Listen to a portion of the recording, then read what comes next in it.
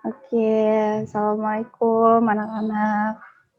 Ya, yuk boleh on cam dulu biar kita bisa masuk ke pembelajaran hari ini.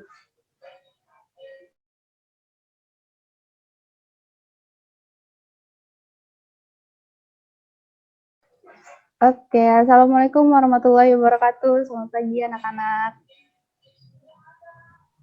Waalaikumsalam warahmatullahi wabarakatuh. Waalaikumsalam. Selamat pagi, Ibu. Selamat pagi, Ibu.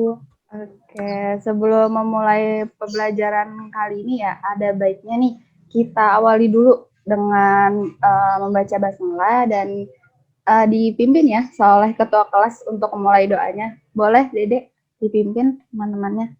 Baik, Ibu. Nah, sebelum memulai kelas hari ini, mari kita berdoa terlebih dahulu menurut kepercayaan masing-masing. Berdoa dimulai.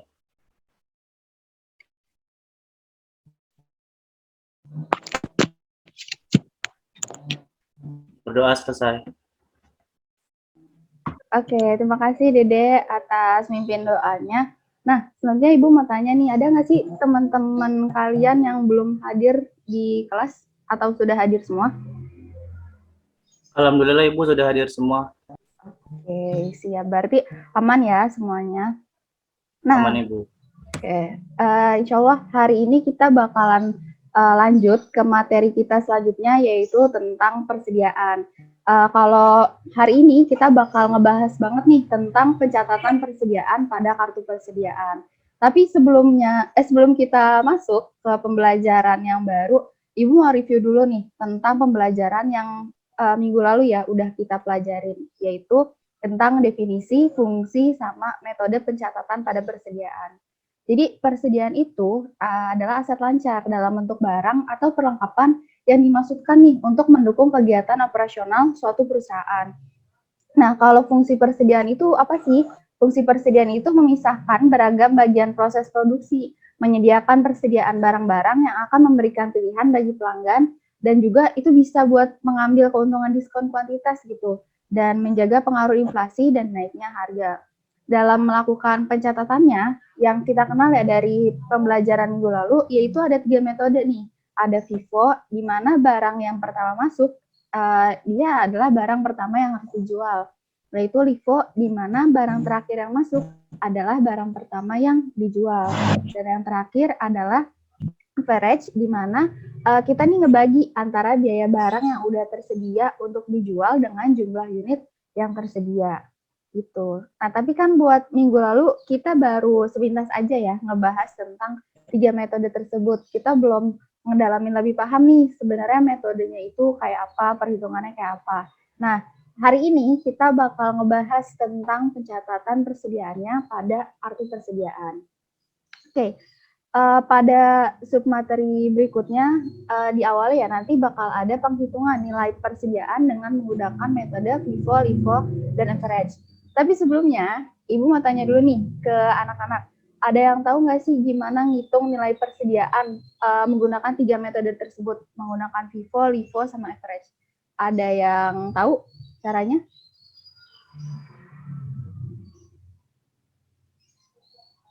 Oke, belum ada yang tahu ya kayaknya. Nah, sekarang Ibu mau minta anak-anak nih nyari referensi dulu, boleh di HP-nya, buka HP-nya, coba cari di smartphone-nya gitu. Gimana sih akhirnya kita ngitung metode persediaan dengan ketiga metode tersebut.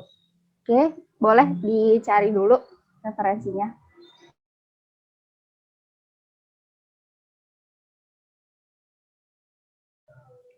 Oke, gimana? Udah ada yang ketemu jawabannya? Gimana sih cara ngitung persediaan dengan menggunakan 3 metode tersebut? Kalau udah ada yang nemu ini, jawabannya boleh dipaparin, dikasih tahu ke teman-temannya. Kita sharing-sharing di sini. Sudah, Bu. Oke, Rani. Silakan, Rani.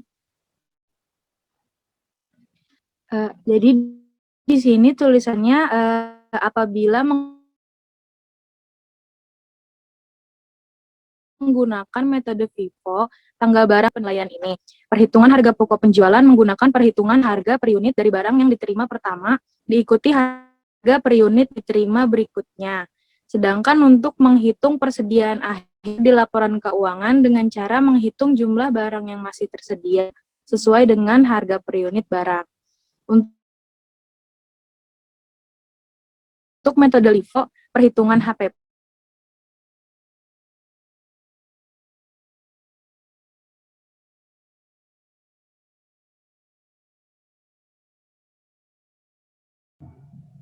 Rani, maaf suaranya, iya, kayaknya Rani lagi ada gangguan sinyal ya. Atau ada yang bisa gantiin Rani dulu? Ada yang tahu gimana sih buat cara ngitung dengan ketiga metode tersebut? Saya Ibu. Oke, boleh Dedek. Jadi, apabila menggunakan metode FIFO, tanggal barang diterima dan harga merupakan komponen yang penting dalam metode penilaian ini, di mana perhitungan harga pokok penjualan menggunakan perhitungan harga per unit dari barang yang diterima pertama, diikuti harga per unit diterima berikutnya. Sedangkan untuk menghitung persediaan akhir di laporan keuangan dengan cara menghitung jumlah barang yang masih tersedia sesuai dengan harga per unit barangnya. Untuk metode LIFO, perhitungan harga pokok penjualan atau HPP menggunakan harga per unit dari barang yang diterima terakhir dan untuk menghitung persediaan yang masih tersedia sesuai dengan harga per unit barangnya. Sedangkan untuk metode average, harga pokok penjualan per unitnya per unit barang dagangan dihitung dengan membagi total pembelian barang dengan jumlah barang yang tersedia. Untuk menghitung nilai persediaan akhir adalah jumlah barang yang tersedia dikalikan dengan harga rata-rata barangnya. Oke, tepat banget ya jawaban Dede. Tadi sama Rani juga ya. Tepat sebenarnya, cuma Rani tadi agak kendala di sinyal ya, Ran. Jadi keluar sebentar, tapi udah lengkap banget nih dijelasin sama Dede. Nah, selanjutnya Ibu mau anak-anak coba cari lagi di smartphone-nya. Coba cari kenapa sih pencatatan persediaan itu perlu kita lakuin? Emang buat apa gitu pencatatan persediaan itu? Boleh dicari dulu sama anak-anak.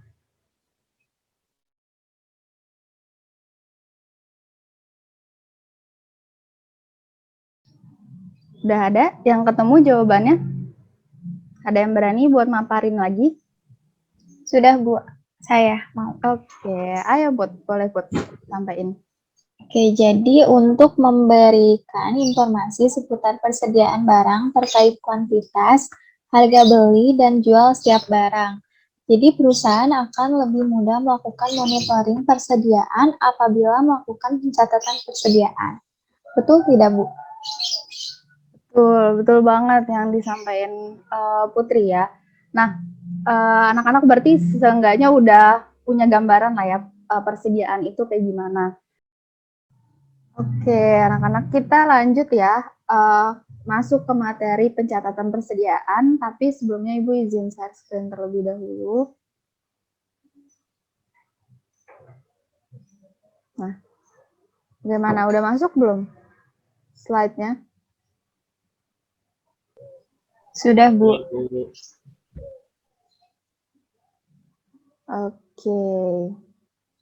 Hari ini kita bakal ngebahas nih tentang pencatatan persediaan pada kartu persediaan.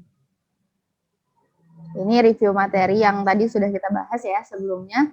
Nah, untuk topik pembahasannya, kita akan membahas tentang 3 topik, yaitu pertama metode pencatatan persediaan, kedua perbedaan setiap metode pencatatan persediaan, dan terakhir bagaimana sih perhitungan setiap metode pencatatan persediaan. Kita mulai dari metode pencatatan persediaan. Ini sedikit nge-review ya tentang materi sebelumnya yang udah anak-anak dapat, yaitu ada tiga metodenya. Pertama ada FIFO atau first in first out, lalu ada LIFO, last in first out, dan terakhir ada average. Apa sih itu FIFO? FIFO itu metode yang didasarkan pada asumsi bahwa aliran kos masuk persediaan harus dipertemukan dengan hasil penjualannya. Sebagai akibatnya, biaya per unit persediaan yang masuk terakhir dipakai sebagai dasar penentuan biaya barang yang masih dalam persediaan pada akhir periode. Simpelnya, FIFO ini barang pertama yang masuk adalah barang yang pertama keluar. Contohnya itu misalnya hari Senin, barang A masuk.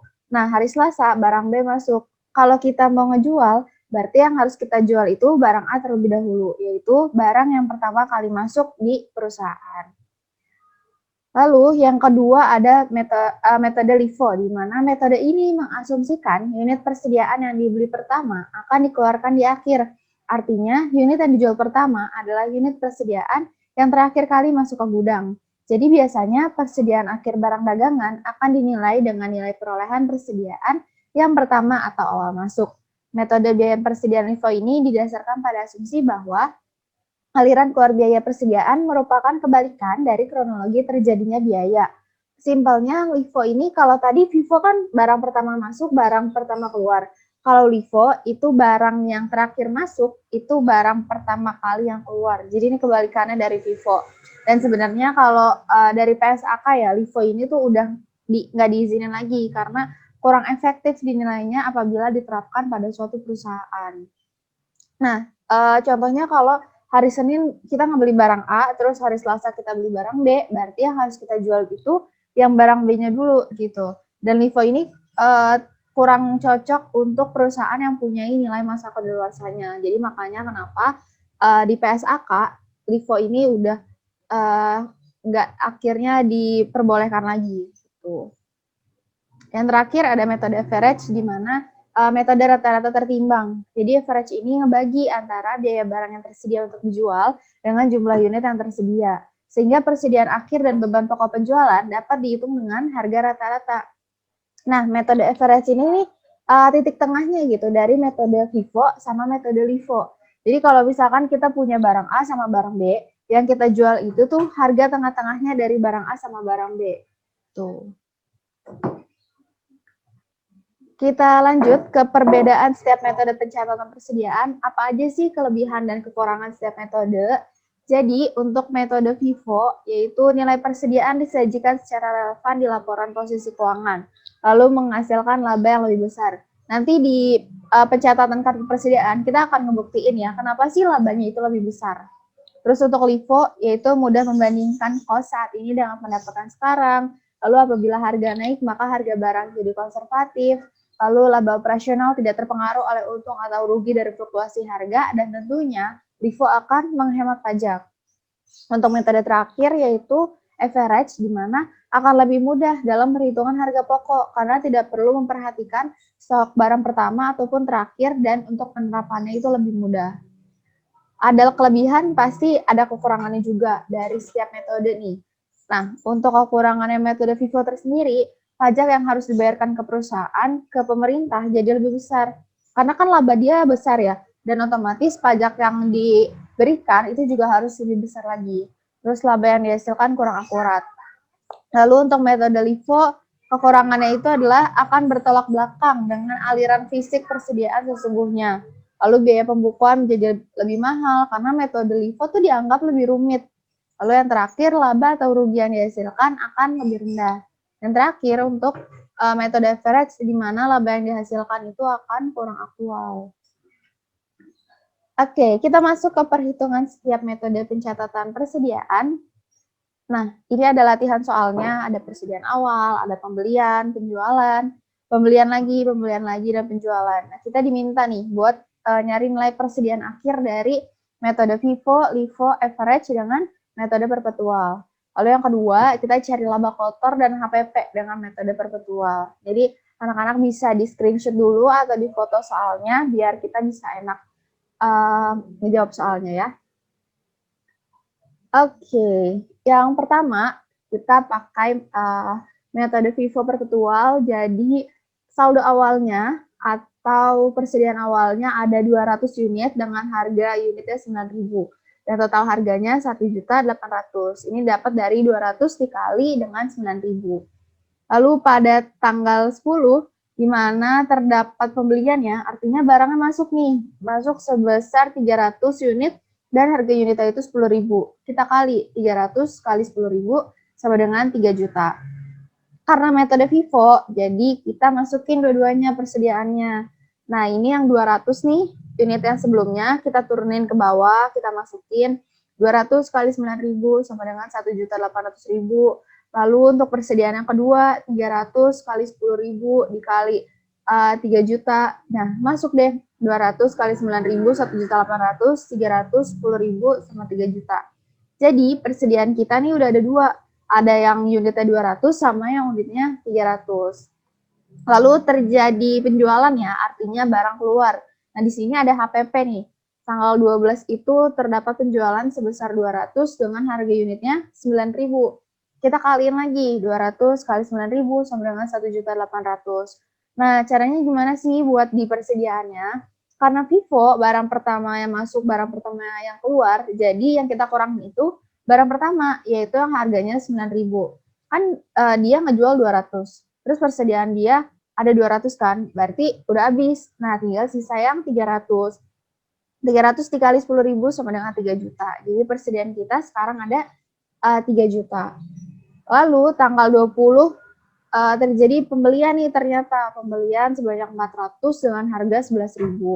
Kita masukin lagi kayak tadi, 300-nya kita turunin dulu, habis itu baru kita masukin yang 400 dikali 11.000 sama dengan 4.400.000. Ternyata ada pembelian lagi nih tanggal 21, yaitu sebanyak 100, harganya 12.000. Kita turunin lagi tadi yang 300 sama 400-nya dulu. Baru yang 100-nya ini masuk, 100 dikali 12.000 sama dengan 1.200.000.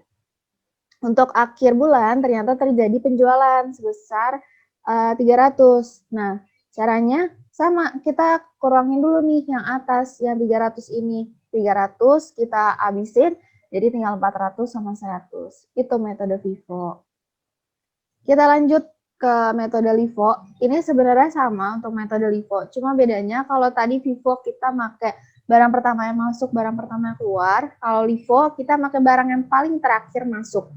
Nah, untuk dari transaksi tanggal 2 sampai tanggal 10 itu sama ya. Jadi kita nggak ngebahas itu lagi. Nah, sekarang kita lanjut ke tanggal 12 pas ada penjualan. Oke. Nah, penjualan 200 harga unitnya 10.000. Nah, kita lihat nih, kan tadi persediaan sebelumnya ada 200 sama 300 ya. Karena dia ada penjualan, artinya barang keluar sebanyak 200, jadi yang 300 ini nih, yang barang terakhir kita kurangin. Jadi 300 kurang 200 sama dengan 100, harganya 10.000, total harga dikaliin 1 juta. 200-nya gimana sih? 200-nya tetap nggak berubah gitu. Lalu terjadi pembelian lagi. Kita ngebahas langsung tanggal 20 sama 21 ya. Ada pembelian sebesar 400 sama 100. Sama, tetap kita masukin di yang paling bawah. Jadi kan tadi ada 200, 100, 400, terus di tanggal 21 ternyata masuk lagi barang 100, kita tinggal nambahin 100. Nah, di akhir bulan tadi ternyata ada penjualan ya sebesar 300. Nah, kita lihat lagi nih, sementara barang terakhir itu cuma ada di gudang 100. Nah, harganya 12.000. Kita kurangin dulu yang 100. Jadi kita habisin barang yang 12.000 dulu. Kita habisin, kita masukin di sini 100. Terus kan tadi dari soal 300 ya, berarti kurang 200 lagi. Nah, 200 kita ambil nih dari persediaan yang harganya 11.000.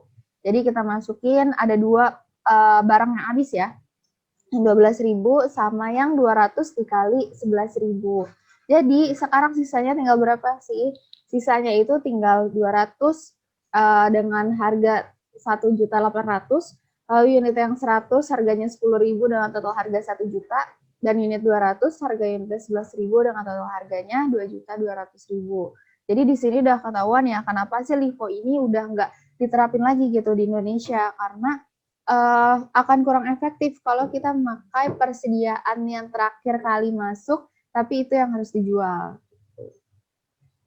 Lanjut ke metode average. Ini metode yang enak menurut saya untuk digunainnya. Jadi untuk tanggal 2 sama 10 sama ya, nggak usah. Tanggal 2 deh kita sama. Nah, tanggal 10 kita masukin kayak biasa yang pembelian. Habis itu untuk persediaannya kita jumlah dulu. 200 tambah 300 sama dengan 500. Lalu 1.800.000 ditambah 3 juta sama dengan 4.800.000. Nah, 4.800.000 ini dibagi sama 500. Jadi 9.600.000. Lalu terjadi penjualan kan. Nah, kalau penjualan, dia tuh udah pakai harga yang baru. Udah pakai sih yang 9.600.000 ini. Jadi tinggal dikurangin aja deh. 500 kurang 200 sama dengan 300. Kalau harganya, jadi tinggal 2.800.000. Lalu untuk terjadi pembelian lagi. Nah, sama kayak tadi. Jadi total harganya kita bagi dulu sama unitnya. Dapat nih harga barunya 10.400, terus ada pembelian lagi, harga baru lagi 10.600 sampai akhirnya kita dapat total harga unit total persediaan yang baru ya. Persediaan akhirnya yaitu 5.300.000. Next kita lanjut ke harga pokok penjualan nih. Jadi kita harus nyari juga berapa sih HPP-nya. Nah, caranya itu persediaan awal ditambah sama pembelian itu dapat kan nanti barang tersedia untuk dijual. Kita kurang lagi sama persediaan akhir. Biasanya kalau di soal-soal itu harga pokok penjualan tuh nggak langsung ditulis gitu angkanya. Jadi kita harus nyari dulu. Kita cari dari setiap metodenya ya. Jadi untuk persediaan awal itu 1.800.000. Kenapa 1.800.000? Kalau kita lihat nih di kartu persediaan nih di tanggal 2 itu sama ya 1.800.000 semua. Tuh. Vivo sama Everest sama kita masukin sama-sama 1.800.000. Pembelian itu juga sama 8.600.000. Oke. Nih, 8.600.000 untuk Vivo juga sama 8.600.000. Nah, kalau udah kita jumlahin 1.800.000 ditambah 8.600.000 semuanya. Karena ini sama ya ketiga metodenya. Dapatlah hasil 10.400.000. Nah, persediaan akhir kita balik lagi ke kartu persediaan dari Vivo. Kita lihat ada 5.600.000, untuk Livo-nya ada 5 juta, dan yang terakhir untuk average-nya ada 5.300.000. Udah deh, tinggal kita kurang barang tersedia untuk dijual dikurang sama persediaan akhir, dapatlah harga pokok penjualan. Jadi harga pokok penjualan Vivo itu ada 4.800.000, untuk Livo 5.400.000, dan average ada 5.100.000. Terakhir ada laba kotor, jadi kita cari juga nih laba bruto ya, bukan neto. Awalnya kita cari dulu penjualannya berapa sih, nah terus penjualan itu bakal dikurang sama yang namanya harga pokok penjualan dan dapatlah laba kotor. Cara nyari penjualan gimana? Cara cari penjualan itu kita lihat di soal. Jadi di soal itu kan ada ini nih, soal penjualan 200 unit dikali 15.000 sama penjualan 300 unit harga 17.000. Itu kita kali 200 kali 15.000 sama dengan 3 juta dan 300 dikali 17.000 sama dengan 5.100.000. Habis itu kita jumlah dan dapatlah hasilnya itu 8.100.000. HPP kita masukin yang tadi tuh yang sebelumnya kita cari. Nah, kalau udah kita kurangin deh laba kotor, jadinya penjualan dikurangin HPP dan dapatlah laba kotor Vivo 3.300.000, laba kotor Livo 2.700.000 dan laba kotor average 3 juta rupiah. Nah, buat akhirnya ngeasah lagi nih pengetahuannya anak-anak, udah paham atau belum sih materinya? Kita bakalan challenge, kita bakalan main kuis di Quizizz. Ibu udah siapin kuisnya, tapi sebentar Ibu ini dulu share linknya sebentar. Anak-anak boleh disiapin dulu nih Quizizz-nya, di HP-nya boleh, di laptopnya juga boleh.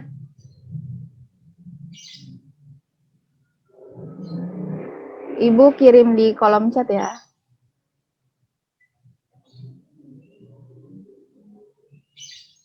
Oke, itu. Yuk, boleh diakses Quizizz-nya.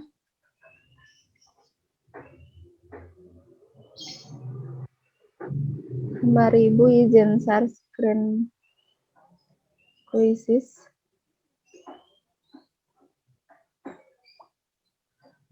Oke, baru satu yang join, baru Dede. Oke, udah 2. Ada Putri, Rani, Wafik bisa join yuk Quizizz-nya.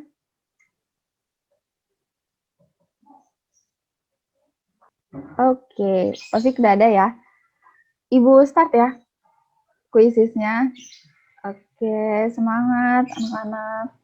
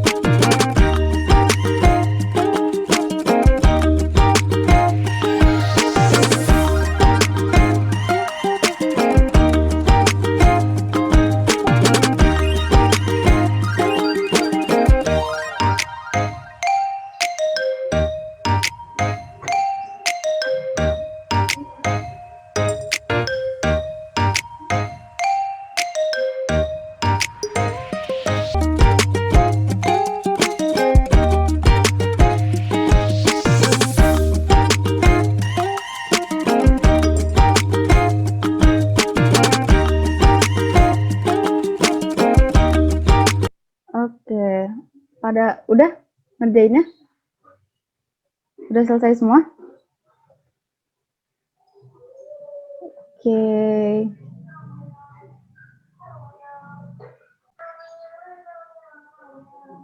Nah, sebelumnya lupa tadi, Ibu mau nanya sebenarnya.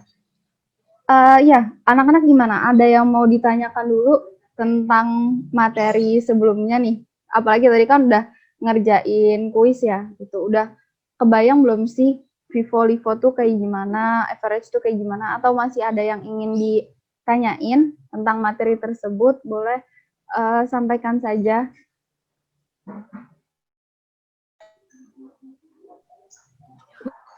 Saya izin bertanya. Iya kan, boleh. Tadi kan udah dijelasin 3 metode itu. Nah, dari 3 metode itu, metode mana sih sebenarnya yang sering digunakan di perusahaan? Oke. Iya, makasih Rani atas pertanyaannya. Dan Ibu izin menjawab ya. Metode mana sih yang paling sering digunakan sama perusahaan? Nah, sebenarnya metode yang paling sering digunakan oleh perusahaan itu metode Vivo gitu. Kenapa sih? Karena Vivo ini kan punya perhitungan biaya yang akurat ya. Dan dari pencatatan produksi, dari proses sampai penjualan yang dilakukan per gelombangnya. Dan itu akan terhitung gitu secara akurat. Jadi kita nggak perlu cemas lagi kalau hasil yang diperoleh ini ada kendala atau keraguan-keraguannya. Contohnya kalau misalkan kita nemuin sesuatu hal nih dan kita bingung gitu ya dalam menemukan hasil keuntungan, kita itu bisa ngelacak dengan mudah gitu. Tapi kalau misalkan dengan metode lain itu juga kurang bisa melacaknya dengan mudah gitu. Dan tadi terutama untuk barang yang punya nilai kadaluarsa ya atau masa kadaluarsa itu bakalan lebih nguntungin make Vivo karena dia barang yang pertama masuk adalah barang yang pertama keluar. Gitu Rani. Apakah sudah terjawab? Iya Bu, sudah jelas Bu. Oke. Ada lagi anak-anak yang ingin bertanya? Nah, kalau belum ada, nggak apa-apa. Kita lanjut dulu ya. Tadi kan kita udah main quizzes nih. Nah, sebelumnya maaf ya, harusnya ada sesi diskusi dulu atau tanya jawab, tapi Ibu malah langsung ke quizzes, tapi nggak apa-apa. Jadi bisa mungkin nge-refresh ini ya, pikiran dulu abis materi, nah kita main games dulu gitu, walaupun gamesnya tentang materi lagi. Jadi ternyata di beberapa soal ini banyak nih yang ada yang benar, ada yang salah gitu ya, dan belum semuanya benar sih kalau dari sini. Soal ini nih, ada barang tersedia untuk dijual pada metode LIFO. Oke, kita cari yang paling banyak. Bentar.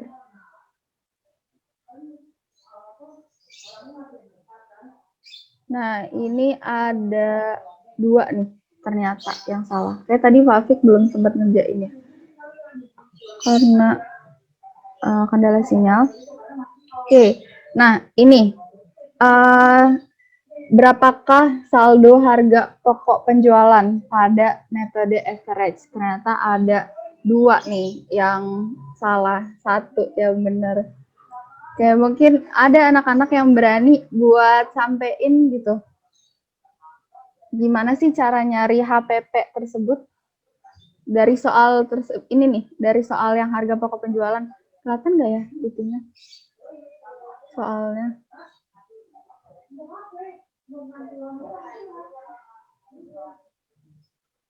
Ini, yang harga pokok penjualan. Ada? Oke, Ibu. Oke, Dede. Boleh, Dek.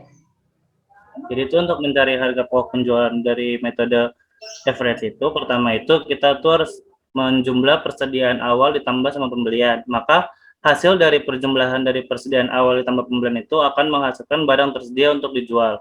Nah, habis itu barang tersedia untuk dijual tadi yang udah dijumlahin ya dari persediaan awal sama pembelian itu dikurangi sama persediaan akhirnya, maka akan dapat HPP sebesar 6.600.000. Seperti itu, Ibu. Iya, bener banget, Dede. Jawabannya. Jadi kalau nyari HPP, kita tuh harus cari dulu barang tersedia untuk dijualnya berapa gitu. Nah, kalau udah kita kurang sama persediaan akhir gitu ya. Oke, mantep banget nih, Dede. Berarti kalau dilihat dari jawabannya sih, alhamdulillah ya, rata-rata berarti anak-anak udah pada paham gitu. Oke, saya izin stop share dulu. Oke, udah selesai hari ini sebenarnya untuk materinya, tapi sebelum mengakhiri pembelajaran hari ini ya, Ibu mau minta dulu dong salah satu dari kalian nih, siapa yang berani buat nyimpulin tentang pembelajaran hari ini? Boleh dari metodenya, boleh dari materi-materinya. Ada yang berani untuk menyimpulkan tentang materi pembelajaran hari ini? Saya, Bu. Oke, boleh, Put. Oke, jadi kartu persediaan digunakan perusahaan untuk memberikan informasi seputar persediaan barang terkait kuantitas, harga beli, dan jual setiap barang. Perusahaan akan lebih mudah melakukan monitoring persediaan apabila menggunakan kartu persediaan. Sebelum memulai mencatat persediaan, harus dibuat analisis terlebih dahulu dalam menggunakan metode pencatatannya. Apakah menggunakan metode FIFO, atau average. Setelah itu, dilakukan perhitungan nilai menggunakan metode sesuai dengan kebijakan yang diterapkan dan dicatat pada kartu persediaan. Sesuai dengan fungsinya, kartu persediaan dibuat untuk melihat serta mengontrol keadaan ketersediaan setiap barang perusahaan. Maka dari itu, data yang ditampilkan harus akurat agar pencatatan yang dihasilkan juga tepat. Isi dari kartu persediaan yaitu kuantitas, harga satuan, dan jumlah dari total barang yang dijual maupun dibeli. Apabila telah selesai mencatat pada kartu persediaan, dapat langsung terlihat harga pokok penjualan pada suatu perusahaan tersebut. Seperti itu. Oke, betul banget ya yang disampaikan oleh Putri terkait materi pembelajaran hari ini. Oke, terima kasih Putri atas pendapatnya. Ibu rasa cukup untuk pembelajaran hari ini dan untuk ngasah kemampuan kita lagi ini tentang persediaan. Ada tugas yang silakan anak-anak bisa cek di Google Classroom-nya. Di situ ada tugas untuk melakukan perhitungan dan melakukan pencatatan persediaan kembali ya dengan ketiga metode tersebut dengan soal kasus yang berbeda gitu. Itu udah nanti akan Ibu post di Google Classroom dan pada pertemuan berikutnya akan kita bahas bersama-sama. Jadi silakan kumpulkan tugas tersebut berdasarkan tenggat waktu yang sudah Ibu berikan. Nah, ada yang ingin bertanya dulu tentang tugasnya atau sudah jelas?